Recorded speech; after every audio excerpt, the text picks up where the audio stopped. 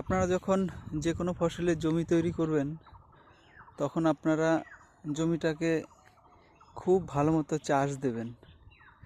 আগে ট্রাক্টর দিয়ে ভালো মতো কাল্টিভেটর মারবেন, তারপরে রোটাভেটর মারবেন।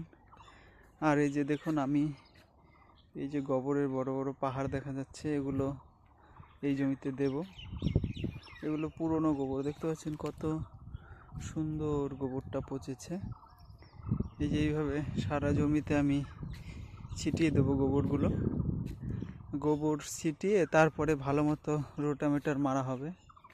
আর এখানে আমি বিঘে প্রতি 30 কিলো করে চুন দেব, যেটা মানে কলি চুন, মানে পাথর চুন যেটা বলে, সেটা দেব। আর বিঘেতে 100 কিলো করে সিঙ্গেল সুপার ফসফেট দিয়ে আমি এই জমিটি চাষ করে তারপরে শসা লাগাবো। দেখুন, এই সম্পূর্ণ এখানে 100 শতক জমি আছে।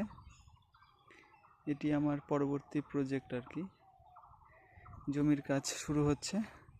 এখানে শুধু কাল্টিভেটর মারা হয়েছে, এখন এই সব সার জমিতে ছড়িয়ে তারপরে রোটাভেটর মারা হবে। এ গোবর, এখানেও গোবর আছে। আপনারাও এখন শসা চাষ করলে এভাবেই শসা চাষ করুন। জমি তৈরিটা অত্যন্ত গুরুত্বপূর্ণ বিষয়। জমি যদি ভালো মতো তৈরি না হয়, তাহলে ফসলের ভালো গ্রোথ হবে না এবং রোগ ব্যাধিও আসবে। ঠিক আছে, ভালো থাকবেন সবাই, সুস্থ থাকবেন। ধন্যবাদ।